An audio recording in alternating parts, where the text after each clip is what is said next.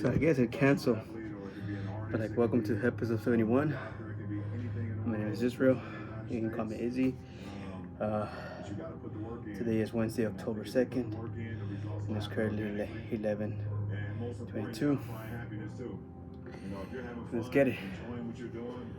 But it just makes it so much easier. It makes it so much easier to just like you want to do it every day because it's something that you really enjoy doing and you don't look at it as work. Don't get mad and don't expect results that you know you didn't work for.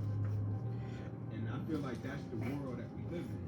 You got a lot of people acting as if they're mad, expecting things, entitled to things. But if you break it down, bro, you know you ain't worked for it. Job's not finished.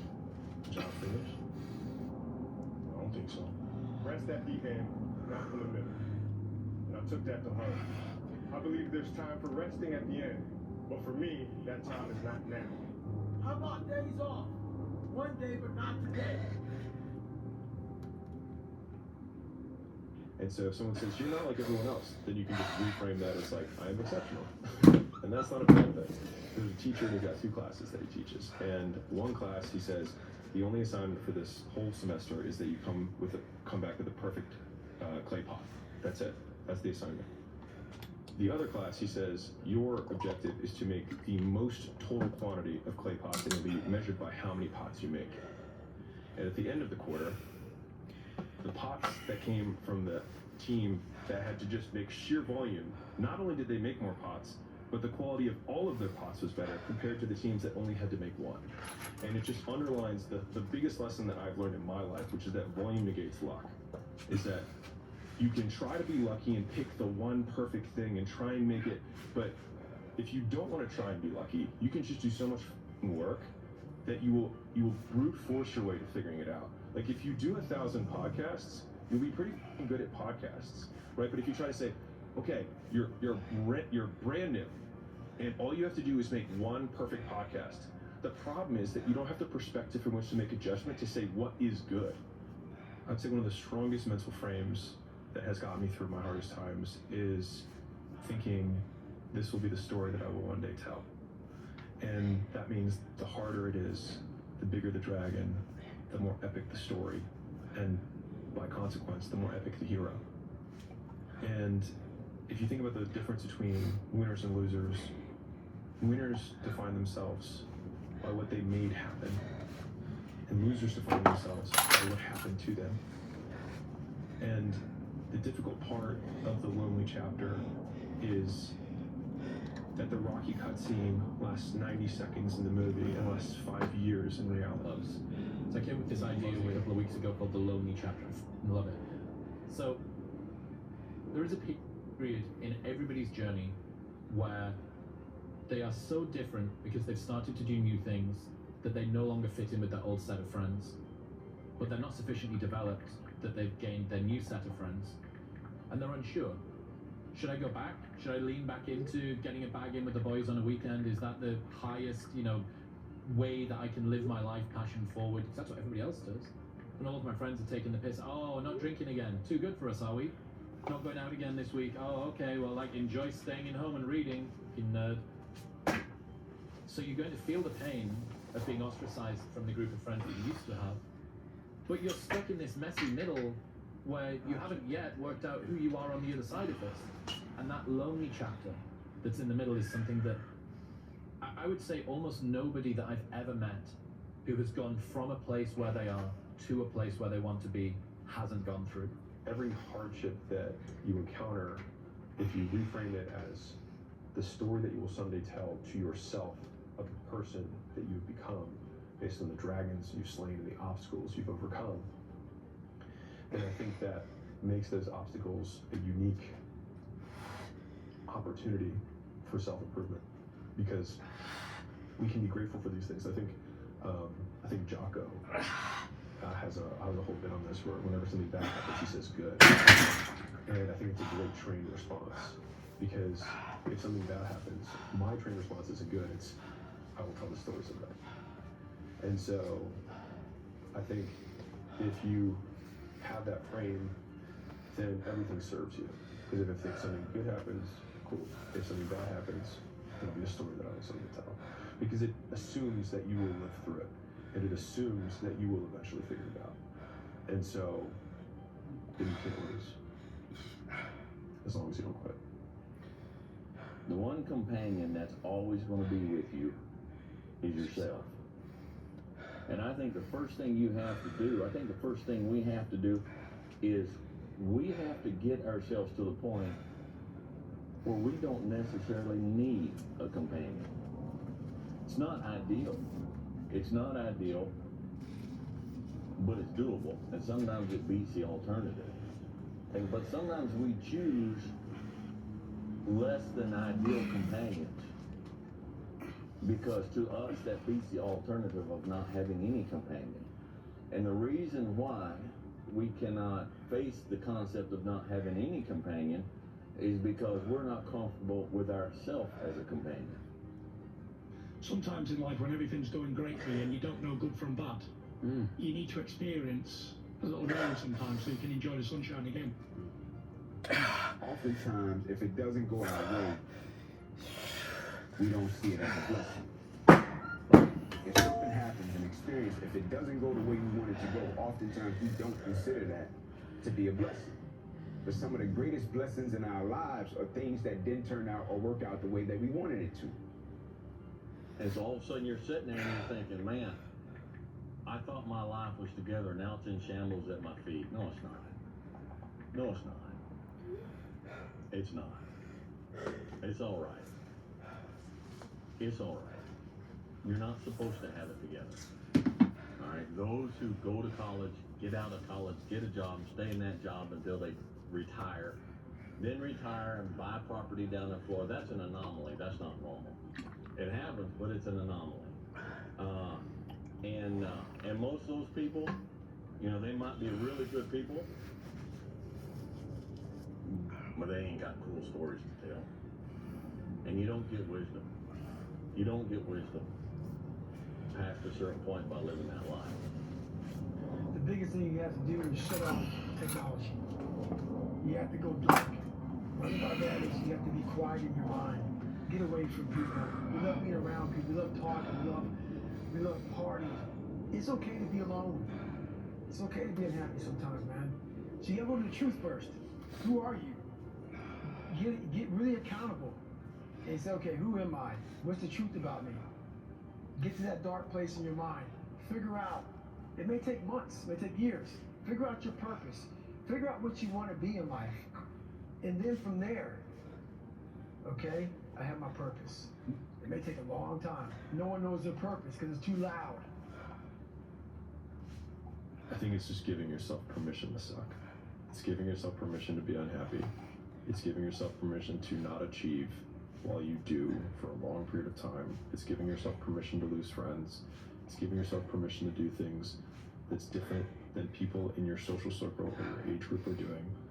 It's giving you permission, giving yourself permission to be an exception so that you can become exceptional. So now you know why there's so many people that fail in this world. You create your own self. Most people are missing something because there's so much trapped in there. I don't even want to say potential. I think that word is used out too much too.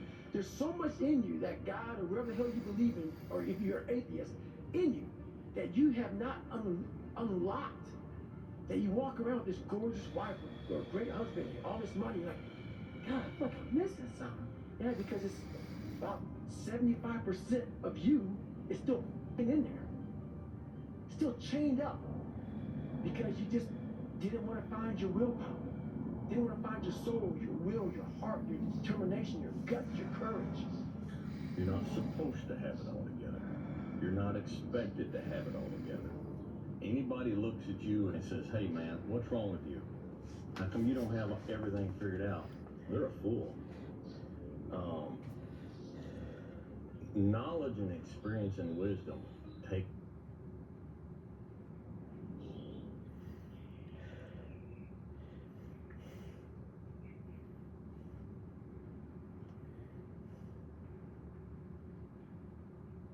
time. Wisdom comes from experience, and experience takes time. The more experience you have, the more you learn from that experience, the wiser you can get. If you haven't lived long enough to have a broad enough portfolio of experience, then you can't expect to have knowledge and wisdom. If you had to create a human, what would you put them through to make them tough? It probably wouldn't be a really chill life. What would you put them through to make them patient? You probably wouldn't be putting this together. And so it's like we want these traits, but each of the traits has a price tag attached to it. It's just like you want to pay the price tag to get the thing. And so I think if people reframe the period of life that they're going through as the price that they're paying out of their wallet, but their wallet is their time, it's the seconds of life that they're trading for it, then I think more people will be willing to make the trade. Because at least when I look at myself, like when I'm 80-something years old and I'm looking back in my life, I want to have these traits. But in order to have those traits, I know I have to go through these things. And I think for me, that's given me a lot of comfort in hard times. When you come out of the storm, you won't be the same person you walked into it. That's what the storm is all about. When you can't control what's happening to you, control how you respond to it. That's where your power is. At some point, everything's gonna go south on you. Everything's gonna go south, and you're gonna say, this is it. This is how I end. Now, you can either accept that, or you can get to work. That's all it is. You just begin. I come from hell, and a lot of it I created. We can be our worst enemy. Why is the truth so important? It gives you a starting point. You have to have the truth to have a starting point. Once you come face to face with who you are, you have a starting point. And your true self is found, honestly, in that very We uncomfortable want that, zone. baby. We want that. We Burn. all look for Baby, toughness. burn. We all want it, but we look for it in a comfortable environment. You will not find toughness in a comfortable environment. Those of you who are listening to this, you will not find it. I will try and look for it everywhere. The only way you find it is to drown yourself in a position where you're just out of sorts. When you can't swim and you're drowning. When you're drowning. You're drowning in life. But you say, you know what, man? Dad. No, you have to hit rock bottom. That's the way up. You hit rock bottom is beautiful. The struggle of coming back is beautiful. That struggle doesn't feel like it's beautiful while you're going through it, but you're being tested. And without a test, there's no testimony. Life tests you. Sometimes life annihilates you. But it's only up to you if you want to take some more. It's going to dish it out. But eventually, if you don't quit, it'll be merciful to you. You can't drive your car looking in the rearview mirror. You can't. If you keep looking in the rearview mirror, you're going to keep crashing your car. There's a reason why the rearview mirror is this big and the windshield is this big. That's a reason for it. Because all the rearview mirror does is allows you to see what you passed and to prevent what you passed from coming up on you again. That's all the rearview mirror is for. The windshield is your future. It's where you're going. It's where you're headed. The superpower of learning to be alone and enjoying it. Well, I think it's critical, and I do think that these times where you just think about things, just be alone and think about things, are so rare these days. And I think during those rare times is when you really get to understand what you actually believe or don't believe. Throughout my life, I wanted to be accepted. Growing up, I lied, I fucked what I could. Be my friend, be my buddy. After the week, I found out through this path of life, who is David Goggins? Who am I? So going through all, I did it alone. There was no trophy on the wall, the mantle. That trophy's in my brain. No one helped me get there. No one paid my bills. No one did. No one ran those miles. Lost that. Wait, look, I suffered on my own. And developed this man who said, "It's who I am, man." A very competitive, ultra competitive dude that take it what you want, man. You start putting yourself in situations that suck, you'll find yourself. Idea of the lonely chapter resonates so much with people because it literally is like taking the red pill. If you see this version of the world where you go, I can impact my outcomes. I can learn a thing, apply a thing, and then I change as a byproduct of doing that. As soon as you take those steps, you realize almost all of the people around you who have parts of their life that they're not happy about are kind of making a choice for it to be that way. And then you go, oh, that means that all of the things I don't like about me and I don't like about my life are my responsibility, because I can change it. The more time you spend alone with yourself, the more time that you will be able to understand who you are. When I mean understand who you are, I'm talking about without any outside interference, without any friends, without any peer pressure of wanting to be like someone else. The more time you spend alone, you're going to figure out, okay, what your purpose is. And I say that because of this. God will talk to you. You start seeking in those moments of not having any outside distractions. What happens is things become clear. Clarity sets in. And you're able to make decisions not based on what you saw that day or what you heard that day or what that person may have said to you. You're able to make decisions based on how you feel internally. You know, sometimes your mind plays tricks on you. It can tell you you're no good, that it's all hopeless. But I've discovered this. You are loved and important, and you bring to this world things that no one else can. So hold on. You're not where you want to be. You feel like you're supposed to be somewhere else. You said it. Well, say you could snap your fingers and be wherever you wanted to be. I bet you'd still feel this way. Not in the right place. Point is, you can't get so hung up on where you'd rather be that you forget how to make the most of where you are. What are you telling me? Take a break from worrying about what you can't control. Live a little. Live a little. Don't underestimate the hole your absence would leave. You know, each of us, we're remarkable creatures and we have something to offer to the world, to our people we love, to the world at large. It's our responsibility to make that manifest, and we move a little farther away from paradise every time that doesn't happen. Really. You be that warrior in that garden. And you stand strong.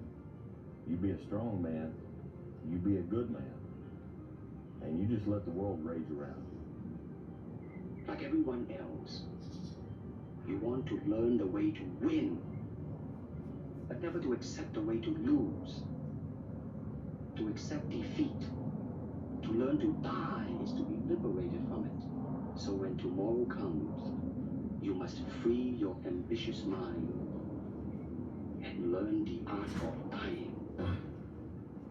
There's this thing about people, and they talk about manifesting. It's real, man. Manifesting is real. When you figure out who you are and what you want to do, and you devote your life to it, like a maniac, like you're all in on this thing, and you manifest, most of these people end up, doing what they say they're going to do and being who they say they're going to become. And there's no excuses, there's no days off, there's no, not willing to grind and, everybody's against me and this didn't happen for me because of this and that and all this whining. That's bullshit that a lot of people do these days. It's these people who dive in and they're hardcore and they're focused and they know what they want, they know who they are, and they lay out these short-term goals and this roadmap on how to get there. Most of those people make it. But it's all in your mind. Whatever you hold in your mind will tend to occur in your life. If you continue to believe as you have always believed, you will continue to act as you have always acted. You will continue to get what you have always gotten. If you want different results in your life or your work, all you have to do is change your mind. Helen Keller was once asked, what on earth will be worse than being born blind? She said, it would be so much worse to be born with sight, but no vision. Why can't we have cures for every disease known to man? Why can't we have clean water, food, education for every person on this planet? Why can't we have peace on this planet? Why do we have to die to go to heaven? Oh, the earth is already in space. We can have heaven right here, right now. Just a shift in this. Why not? You don't have forever, right? So what is important to you? Because you only have 24 hours in a day. So what's important to you? Find out what that is and do more of that. And then try to figure out like how to make enough money so that you're not starving, that you're doing well. Yeah. But don't just chase that. Chase what you're trying to do. Today, I'll no longer be a loser. Today, I'm gonna change my path. I'm gonna get on the path of success. I don't care how long that road is. I'm gonna see it through no matter what. Because you know what? I've been living enough years in this hole. I don't wanna be here anymore. One of the most important things, never, ever quit. Never quit. But I've watched some of the people, most incredible, brilliant students, and they didn't make it like other people made it because they didn't have that drive, they didn't have that never give up ability. What I found is that winning didn't happen on shipping. It happens in those early mornings, painful workouts, long cardio sessions, hungry nights. It happens in those moments of fear we all have when faced with a difficult goal, and then more so when you make it back here. It happens in every second of every day before you win.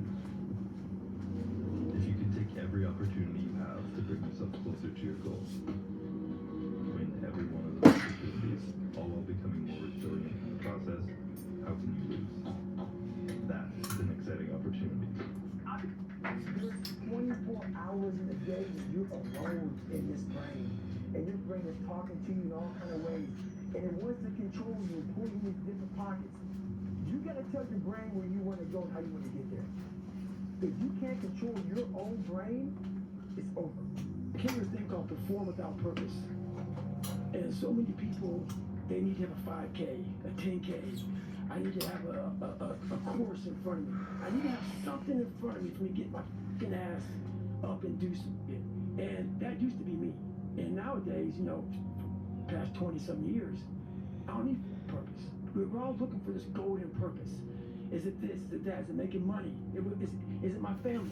Motherfucker, the purpose is you.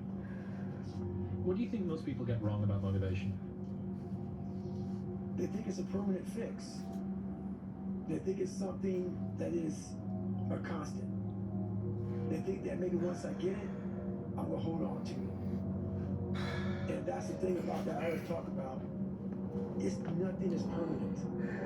Nothing is permanent. And a lot of times you have to learn to perform without motivation. You have to learn to perform a lot of different things. You have to learn to perform without purpose. People, I had to go do it. It's easy to give up. It's the easiest thing in the world to do. All right, man, I'm done. I ain't going. I ain't gonna keep going. Yeah, I don't feel like going to work. I'm done. Yeah, man. It's easy. It's very easy.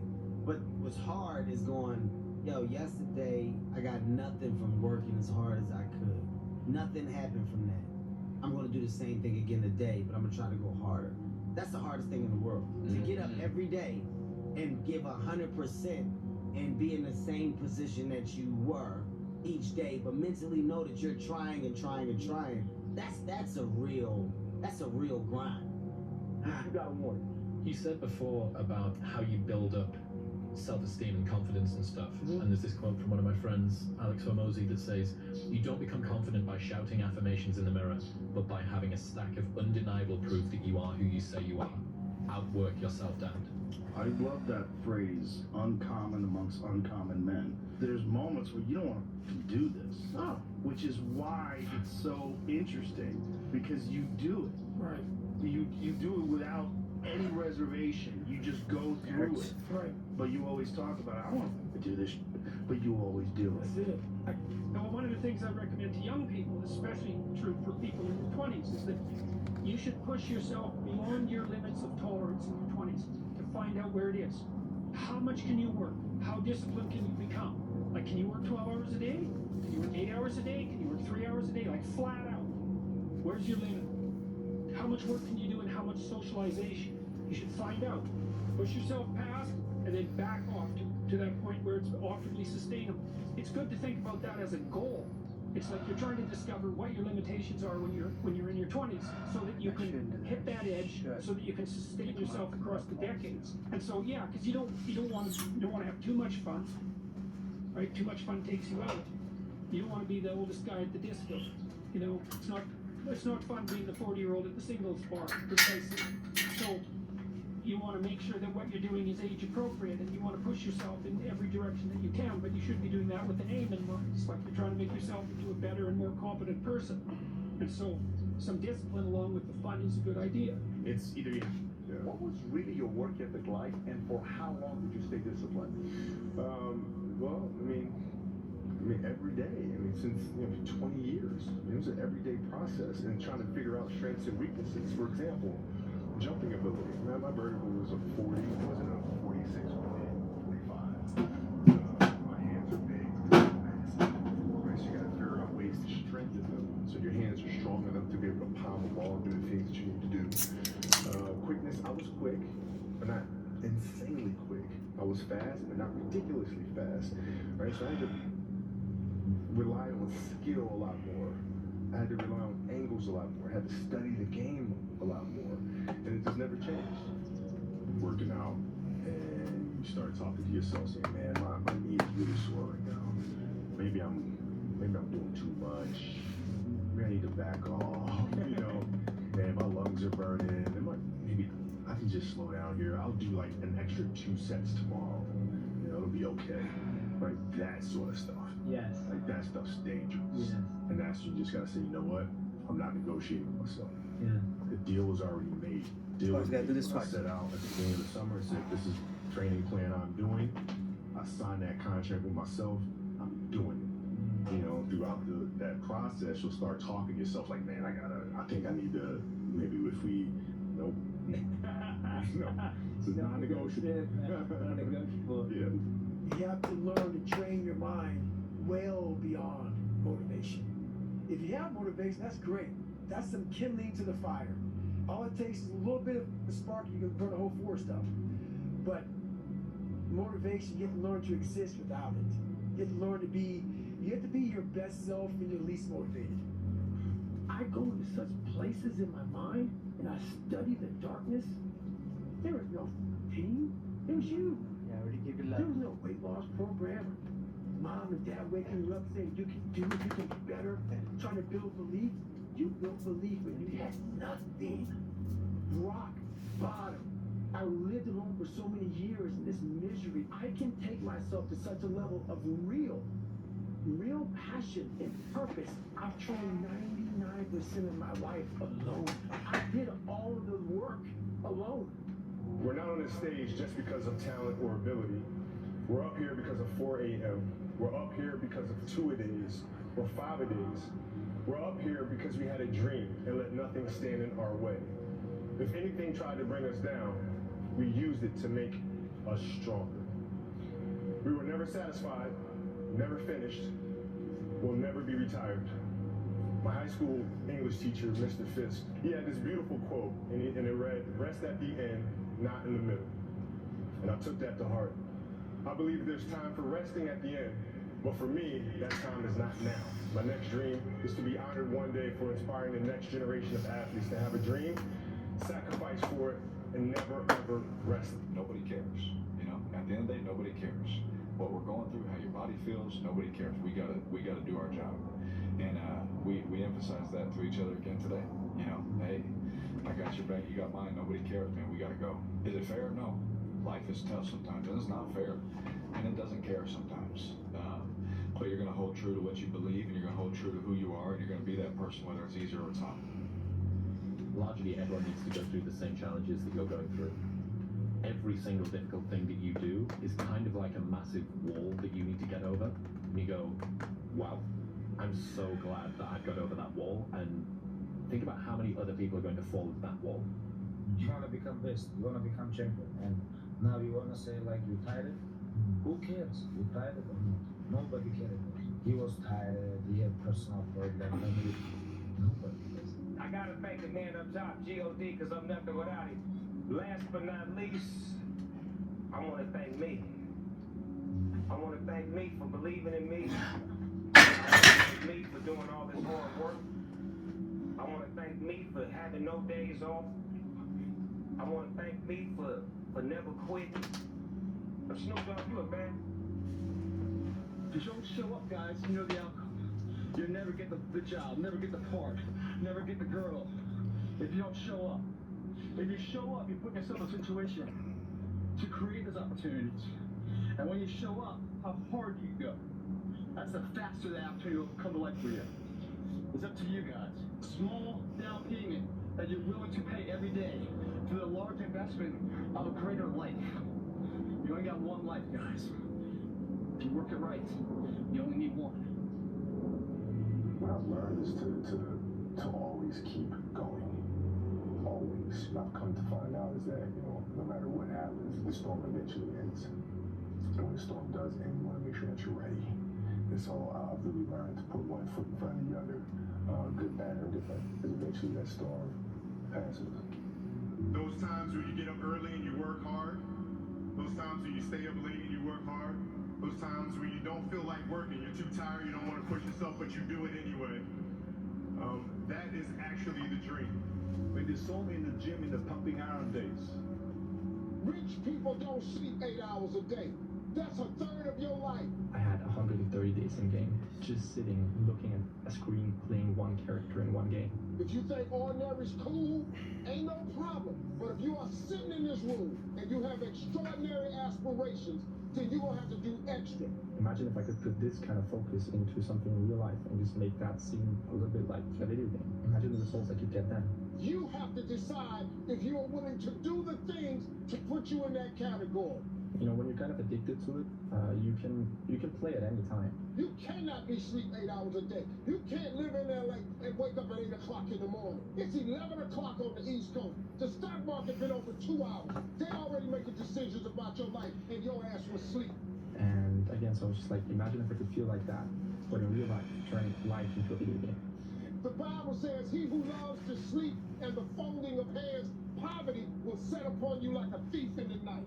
There was probably 100 days where I didn't want to do anything. I wanted to stay in the floor, stay in my bed, and knock it out. But those were the days where you have to. You have to get up and do something, because I think that's really what separates the good from the great. The greats do things when they don't always want to do them. Be the guy who embraces the ugly, the miserable. Be the guy who embraces hard work, the grind. Don't be afraid of being hurt. Don't be afraid of sacrificing some blood. Would I be able to do it? You don't know. Until you say, yeah, man, you don't have to take action. Nothing changes if nothing changes, man. And I'm not preaching at you. I just want to remind you, because I spent a lot of time in life sitting and I want things to change. And not being able to make them change, and not thinking I could. And I wish somebody had told me that earlier sometime. That in order for something to change, there needs to be change. You're lazy? You know exactly what to do. Exactly what to do. Even me, in my state of, I can't read or write. I know exactly what to do. It just sucks doing it. I've made huge developments while I was staying up until 4 in the morning, 5 in the morning running a nightlife business. You can make huge developments in your personal growth journey while you're doing a 9 to 5. I'm gonna have setbacks, I know. But if I'm feeling bad, that doesn't mean I'm doing bad. That doesn't mean I am bad. That doesn't mean that I can't still take some action. Because nothing changes, man. You're going to lose sleep. You'll doubt whether it'll work. You'll stress them against me. You won't finish your to-do list. You'll wonder whether you made the right call and have no way to know for years. This is what hard feels like, and that's okay. Everything worth doing is hard, and the more worth doing it is, the harder it is. The greater the payoff, the greater the hardship. If it's hard, good. It means no one else will do it. More for you. Regret hurts more than discipline. Because when you're disciplined and you act on the things that you're supposed to do, you won't ever have to look back and say, damn, woulda, coulda, shoulda. So do it now so you don't have to do it later. I think finding uncomfortable moments and embracing uncomfortable moments are one of the most important things a person can do in terms of understanding themselves and understanding how they think. And if you don't do it, if you just avoid it, you have that uncomfortable moment, you just start boozing, or you take some pills or something, and you just avoid it, you're never going to figure out what was going on in the first place that led you down that weird road. And now you find yourself crying in a fetal position on your bathroom floor. Like, what? How'd you get there? Like, are you looking at it, or are you just going to take pills? The path of the exceptional person is one of an exception, which means that you are not those people. And rather than fighting that or bemoaning it, see it as an indicator that you're on the right path. Because if everyone else were cheering you on, then it means you're not in the right place. Because it means you're just like everyone else, and that's not where you want to be. It's supposed to be hard. If it wasn't hard, everyone would do it. The hard is what makes it great. People don't get it. There's great joy in the grind. Great joy in the suffer. It totally cleanses your body out, man, of any kind of hate. Makes you grow up. Tell me one thing in your life that is great that came as a result of being hungry. Because everywhere I look, everywhere I see in today's society, everybody's doing everything they can to be more comfortable, right? They're looking for the more convenience. They're looking for the quicker. They're looking for the faster. All the great...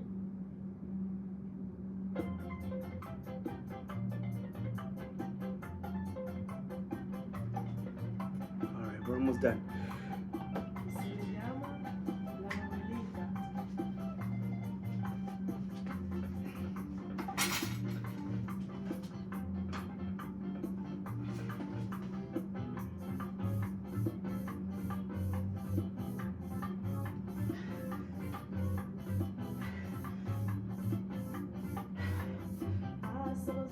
Soñando, pensando corazón, este amor.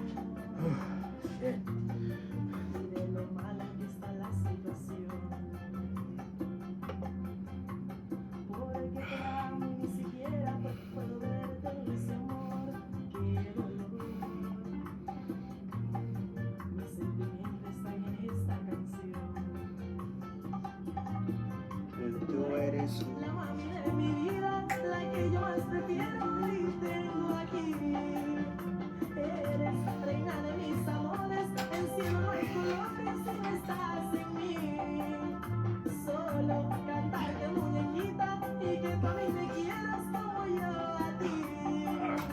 Es lo que te pido a ti, mujer.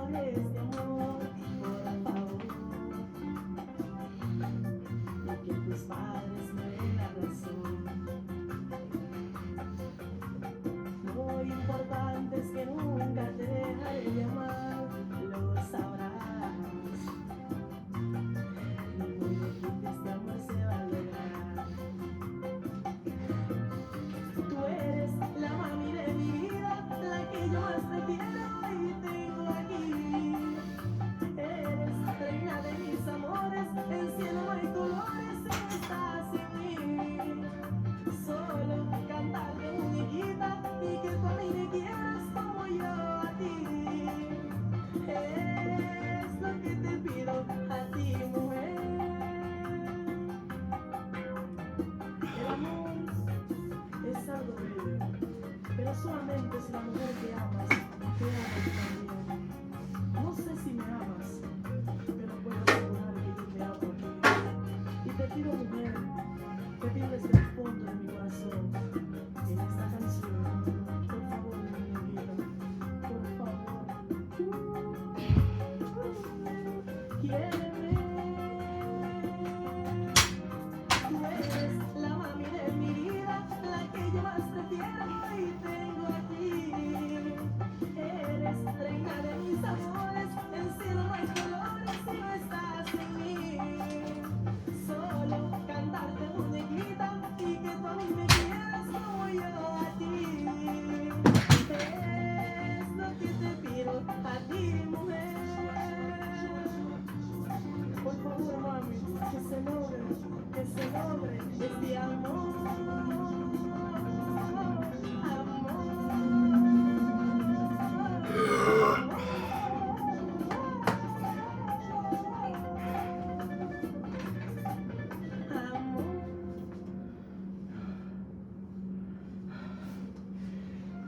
I mentioned in the other video that when it cut off, I'm sorry, I bought this thing for my bike. So when I'm gonna start riding Thursdays, Fridays, Saturdays. I might sacrifice my Fridays to do Sundays. So I think I'm choosing Sunday to be my day off, and I'm gonna go cycle, and I'm gonna record my cycling. So I'm gonna start looking up into how to edit my videos too, so we speed this process up, so I don't have to be this year this long either, or you guys with my crucial stuff. But yeah, all right, guys.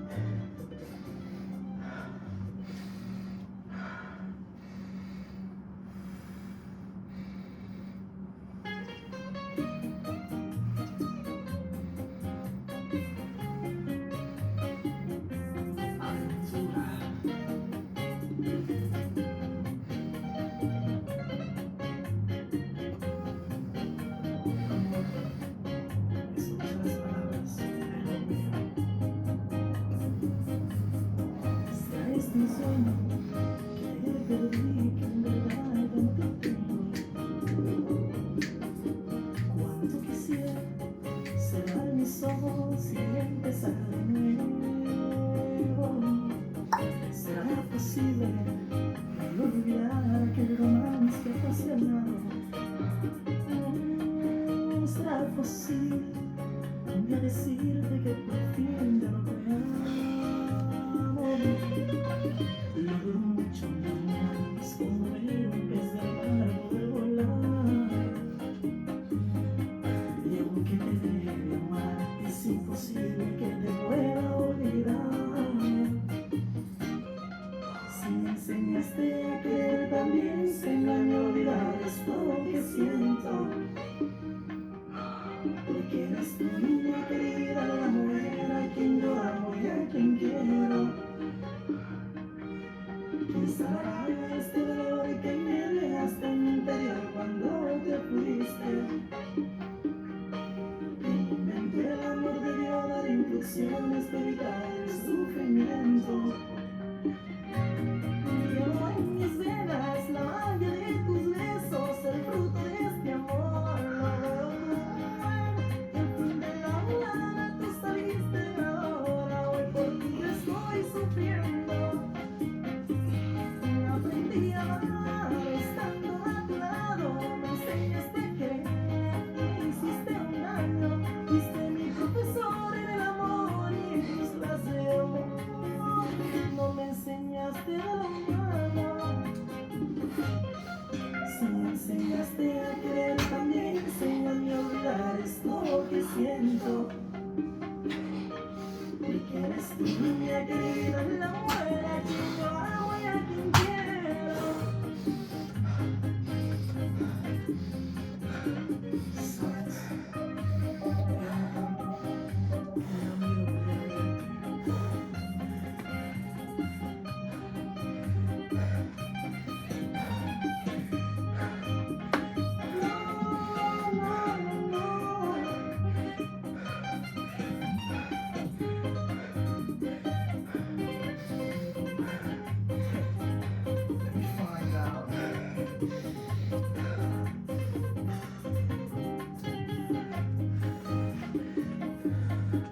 Será tu ego que empujó a otro hombre con dinero. Y si es así, pues trataré de resignarme por completo. Ay Dios, serán tus cartas de amor, la soledad que me hace recordarte. O las novelas que tú vivías tan ansiosa tomando café. Sabes mi amor, nunca dejo de tenerte aquí. La ilusión y la esperanza de que tú vuelvas a mí. Si me enseñaste a querer, también enséñame a olvidar esto que siento. Porque eres tu niña querida, la mujer a quien yo amo y a quien quiero. Este dolor que viene hasta mi interior cuando te fuiste. Inventó el amor, debió dar instrucciones de evitar el sufrimiento. Dios me ha concedido por lo menos verte, quizás porque logré una vez más tenerte, pero me da lo mismo que amar en tu presencia si tú a mi día no me amas. Cada mañanita despierto infeliz y yo soy uno de ellos porque sufre por ti. Papá me dijo que no llore por mujeres y por mí eso es lo que hago. Show me how to forget you. Oh, please, mi amor. No, no. Show me how to forget you. Oh, please, mi amor. Alright. I'm tired. How are you guys?